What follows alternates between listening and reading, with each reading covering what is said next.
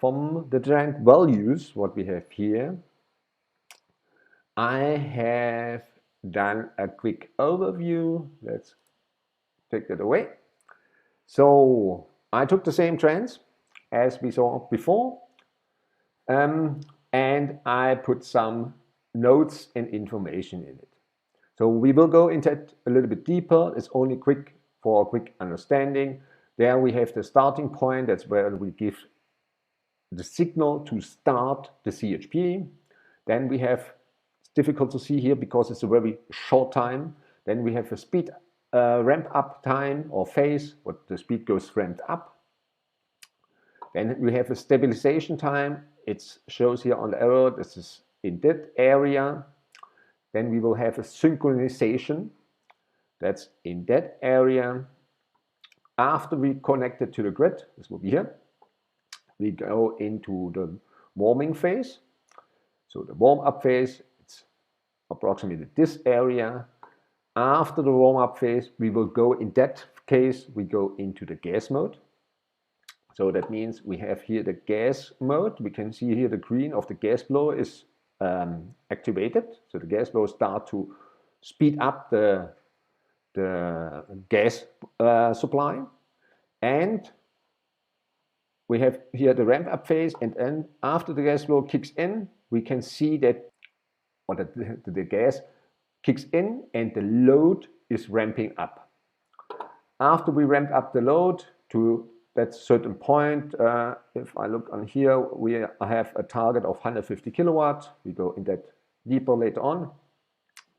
And then we have the load operation phase 1, load operation phase 2, where we then adjust the injector angle. We reduce the pulse width of the diesel consumption, and after that we operate on a minimum diesel consumption. So we have here the operating load phase, and after that we go into the load ramp down phase after the signal of stop CHP. And at the end, after we reduce the load, we have the stop signal or the stop of the CHP. So that's only a quick overview about the diagram with the different information of the different phases or processes or cycles. At different steps here. Let's jump quickly back to the trend. So we went through this process, and the most of the point of that process are in that trend curve, so that you can see where we are at what point when we run through it. Okay, so now we going here through the flow diagram. So first of all, to understand the material a little bit better, I like to show you again the basic of the injection common rail system. So let's open. So the basic of the common rail system is the common rail pressure, the pulse width, and the injector angle. These three values or these three parameters are responsible for a proper injection, for a proper operation in neutral mode with gas, and a proper operation in startup and synchronization. So we put here in place first the injection angle. So in short, IA, and it's shown in degrees. The injection angle, it's or the angle where we start to open the injector to inject diesel in the combustion chamber. So, and it's not shown, but it's always a negative angle. So actually For example, here the 13 degree is minus 13 degree because it means it is before TDC of the engine. Let me move that a bit. So in general, that means the TDC is based on the engine operation and on more or less the crankshaft. So the injector angle is always before TDC. TDC means top, dead, center. That's the position when, for example, the first cylinder, the first piston on the highest point, the top, dead, center point is. So we starting to inject diesel before the piston is on the highest top point. So important to understand that this is a negative angle. That means before TDC. Here in general, important to understand because it's a negative angle. That means higher injection angle. So if the value, if this is 20, that means the injector angle is earlier before TDC. So earlier injection start before TDC. So if we have TDC up right here and the injection angle will be earlier. Actually, I have to show it like that. So that's 30 degrees, that will be 20 degrees earlier. So we're starting to inject or open an injector earlier. And then for sure, the other way around, if the injector angle is later, that means the value is smaller, for example, 10 degrees, that will be closer to TDC. So if we get closer to TDC, we have a smaller negative angle. If we are on TDC like this, we have 0. So that will be the time or the angle when we start to inject. Important to understand that's the beginning of opening the injector. Then for the next point, as I mentioned up here, pulse width in microseconds. Here we're talking about time, microseconds.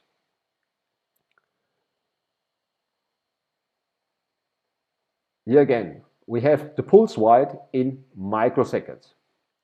The pulse width is the amount of diesel. So it's a time how long the injector will be open.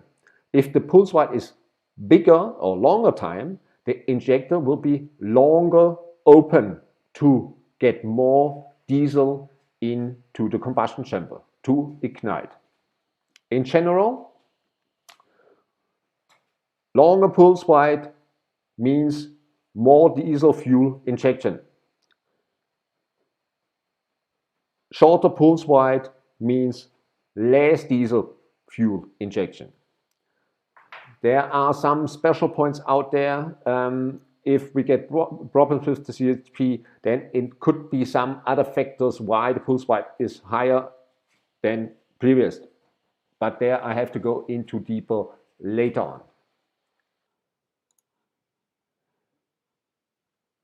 As well as basics for the injection system, it's very important the common rail pressure.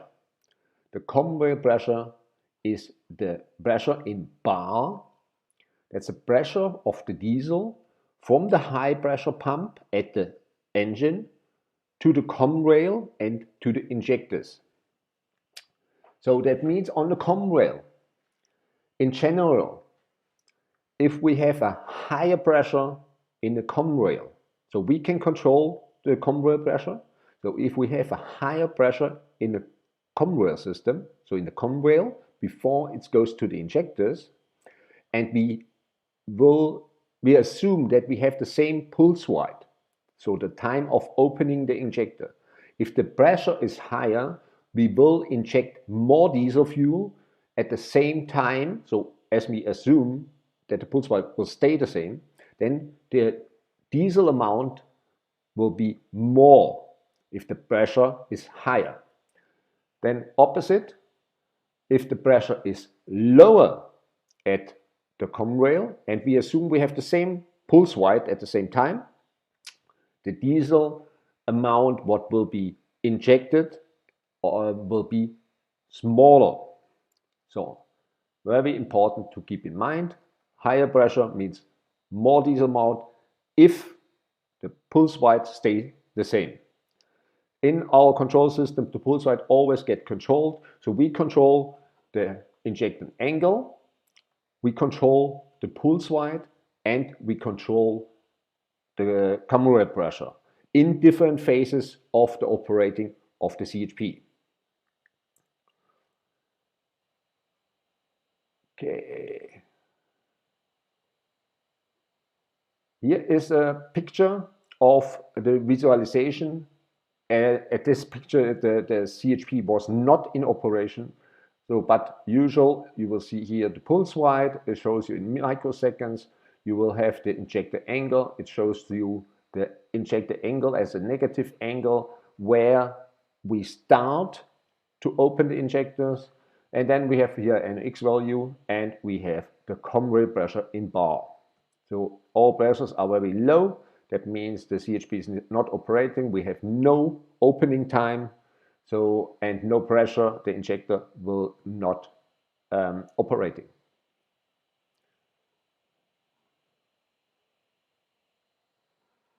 So we coming from, let me close that quickly, then it's better to see. Okay, so that's the basics.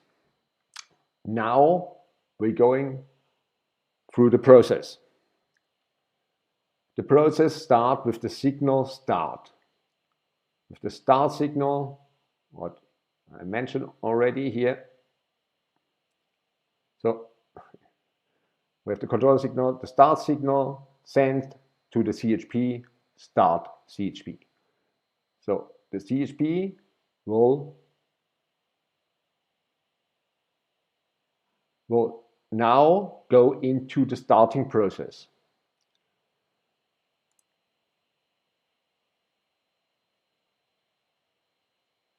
So the starting process is a mapping process. So we have a injector mapping in the starting phase. So we're starting with 0 RPM. The starter kicks in and the engine starts to turn. So the engine starts to ramp up speed, RPM. So after we ramp up the speed, we run through the mapping process, mapping 1, mapping 2, mapping 3.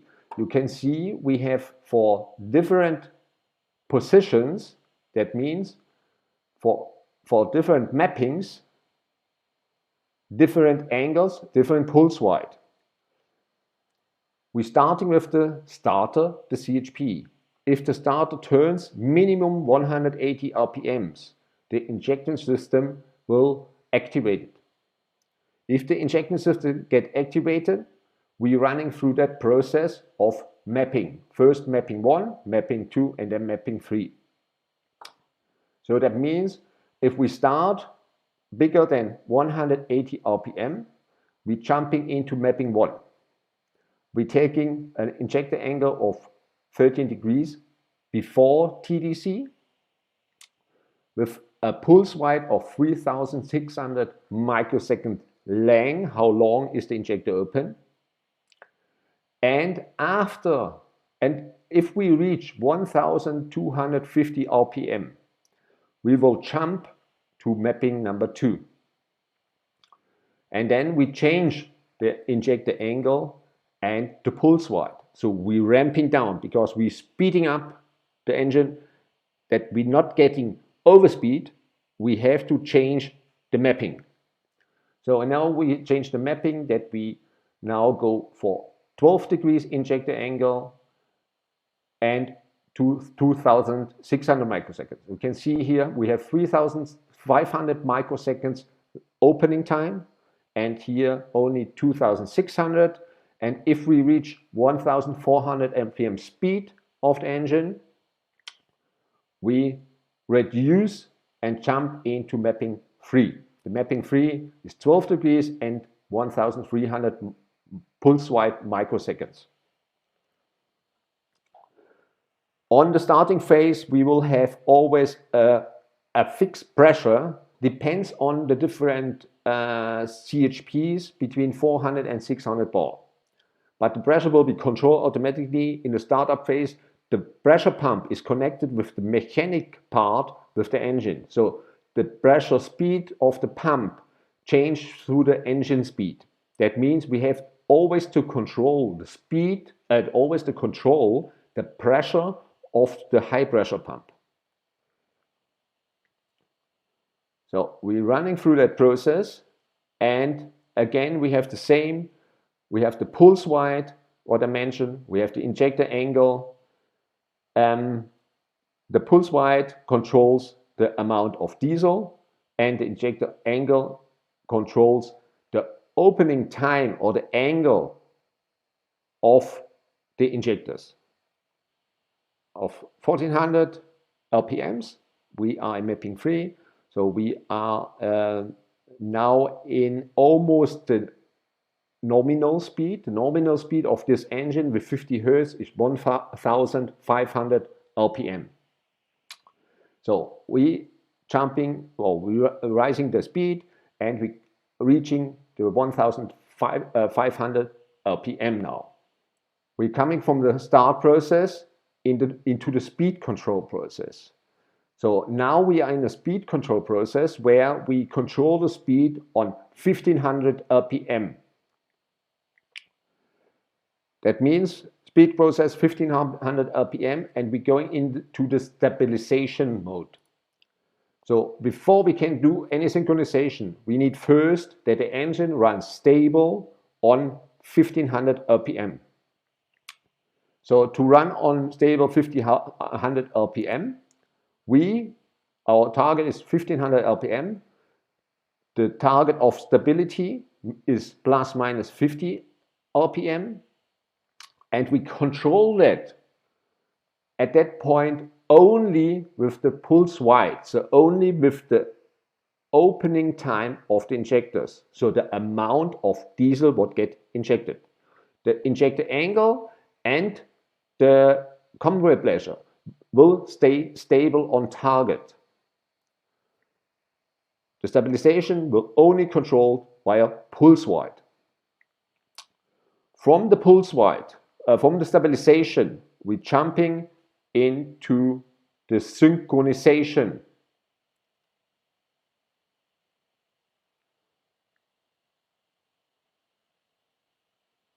So the synchronization is the point when the system is in idle and in stable operation, plus minus 50 RPMs, around 1500 RPMs target. At that point, I have a screenshot here.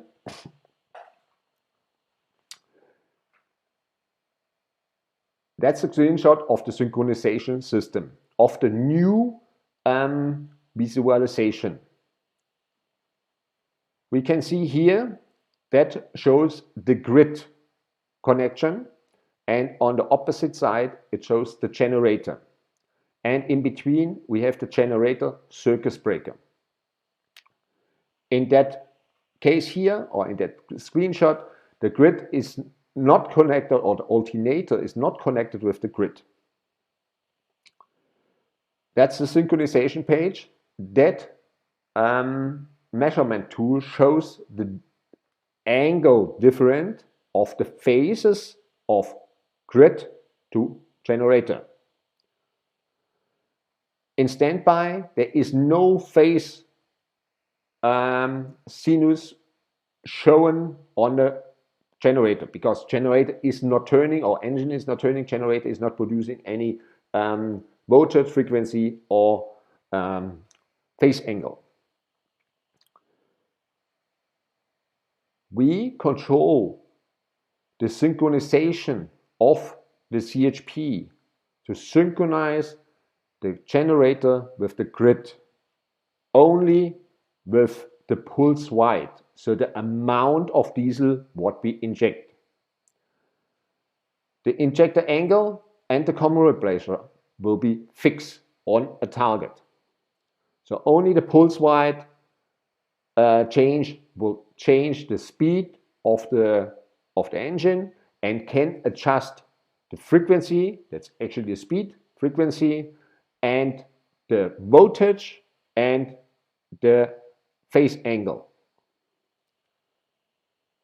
Our target is, or the maximum values for the synchronization is adjusted to a delta frequency below plus minus 0.2 Hertz of target. The target is 50 Hertz, and the delta between 50 Hertz of the grid and 50 Hertz of the alternator must be smaller than 0.2 Hertz before they're allowed to connect.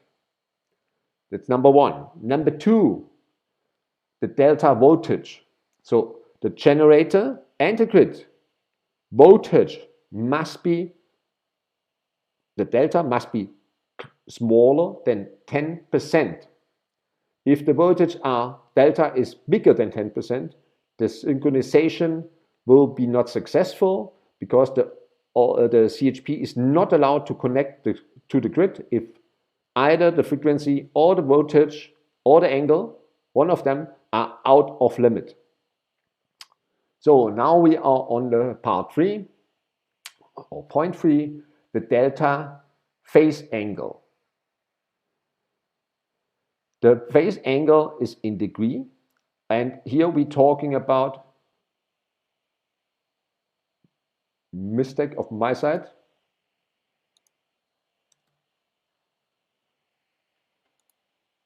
So, okay, you see here, it's 1.0 degree. So the angle of the sinus wave between grid and generator must be smaller than 1 degree. So again, frequency, voltage, and phase angle must be in the limits before the CHP is allowed to close the generator circuit breaker and connect the generator with the grid. If one of these values are not in place, we will get a synchronization error and the CHP will stop, and the error will pop up with synchronization timeout or with synchronization error.